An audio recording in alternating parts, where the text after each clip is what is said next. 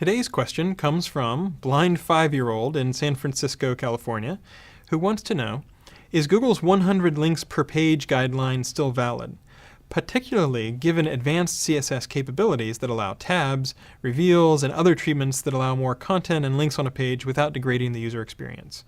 I'm really glad that somebody asked that question. The original reason for recommending 100 links per page was pretty simple. At one point, Google would only index 101 kilobytes of a page, and so we needed some heuristic to say, well, don't make a page so incredibly long that we'll truncate it and not index the words at the end. So we said 101 kilobytes, 100 links, that's a pretty rough measure, but if you're getting much beyond that, then that's a little unusual. But that 100 links per page guideline dates back 8 or 9 or so years. So the web has changed, and the web pages tend to be a lot more rich. They tend to have a lot more information on them. If you go back and compare now versus, say, 10 years ago, average pages on the web. So if you look very carefully, I believe that we have removed the guideline that says, 100 links per page. Now, does that mean that you should instantly go in and throw 5,000 links all on one page?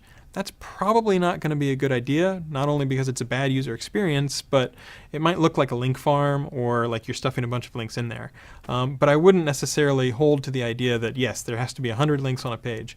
That was always in our technical guidelines, which means we're not going to consider it spam if you have more than 100 links, but we might not index all of them. But we have removed that guideline, and so now it's entirely reasonable that a rich page can have quite a few links before you really have to worry about running into any sort of issue where we might not follow every single link. Now, one thing to be aware of is we do take the page rank of a page, and the page rank equation says you divide by the out degree. So if you have 500 links on a page, you're dividing that page's page rank by 500 when you look at the outgoing links. That's according to the original PageRank paper.